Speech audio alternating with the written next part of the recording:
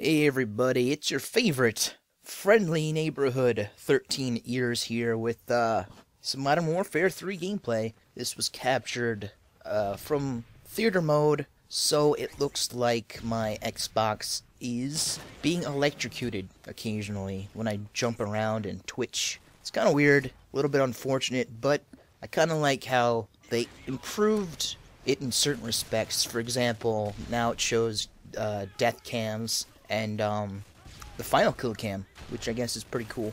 But unfortunately, you can't bring up the scoreboard at all during recording, so you'll never know how well I'm doing unless I'm nice and do some sort of fancy editing. But I don't know, it's not really that big of a deal. Anyway, as you can see, I'm using the Type 95. At once, I considered this the penultimate cheap-ass gun, most overpowered tool in the game. However, I've not had any success with it since this game, pretty much, so, I'm not sure. I don't know.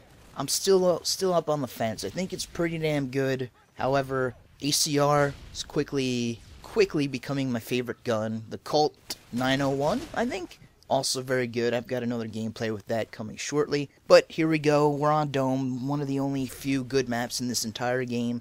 And, yeah, let's talk a little bit about Modern Warfare 3, some impressions I've had.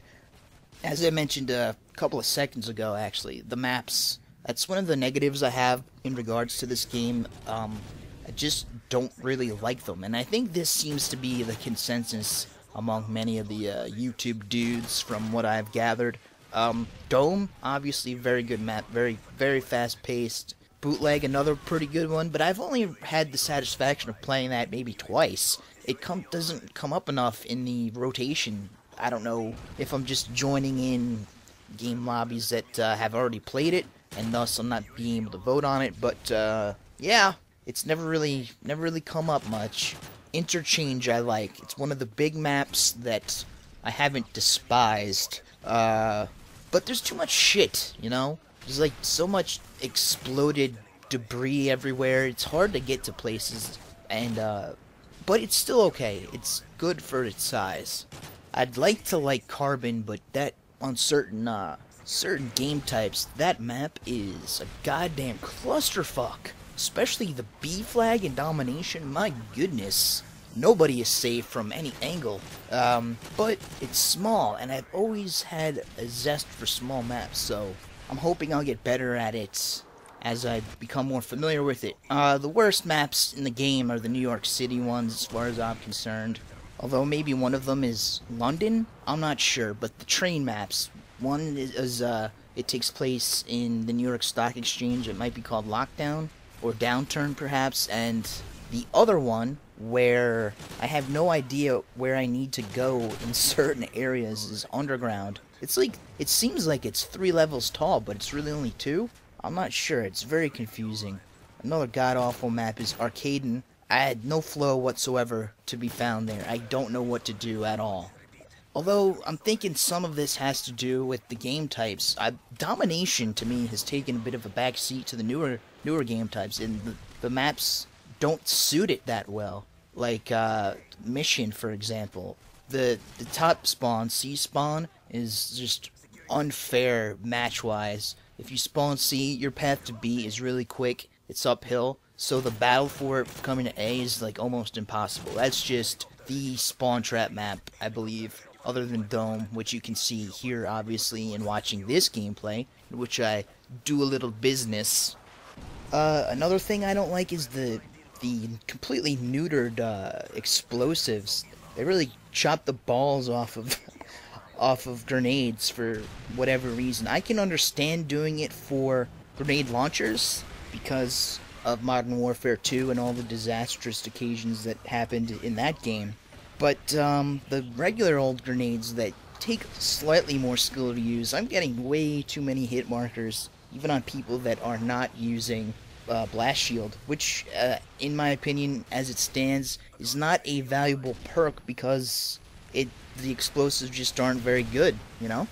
So those could do for a little bit of a buff. Shotguns could definitely use with a lot of bit of a buff. I've not unlocked the model. So far, the best shotgun, in my opinion, is the Striker, since it's semi-automatic. I haven't really used the USAS-12 very much. However, when I did, the range wasn't impressive at all. The AA-12 you need Scavenger with, which I finally unlocked earlier.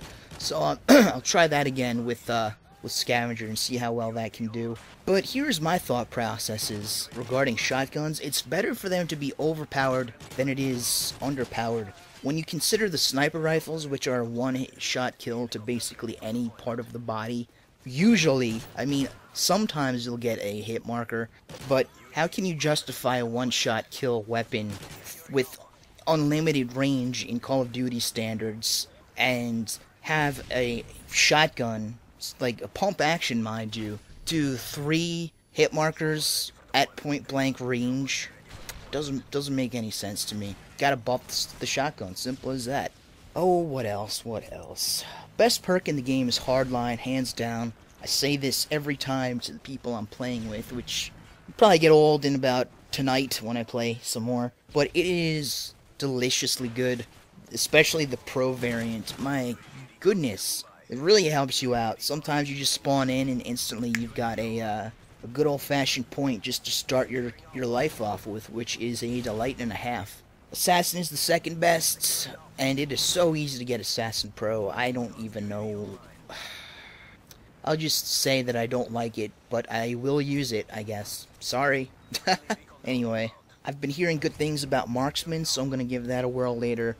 But in premise, it's pretty damn cool, especially if you're using a burst weapon or something with a bit of range like the LMG or the assault rifle. Not very handy on a submachine gun, which I don't like many of those either. I like the MP5.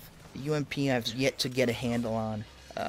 But we'll see. Again, a lot of this takes time and experience, so we'll see how everything goes. As for the kill streaks, I'm really glad that they appear to be underpowered, particularly since I think Call of Duty 4 is the best ever, and less is more, in my opinion. The kill streaks I'm using in this game in particular are the ones that I've had the most success with, which is the 246 or 357 in plain terms, the UAV, the Predator missile, and the attack helicopter, which does some beast-ass work in this game. And any of the small maps, it's very good. If I'm not running UAV, I traditionally will go with the 5.7 and then use the strafing run.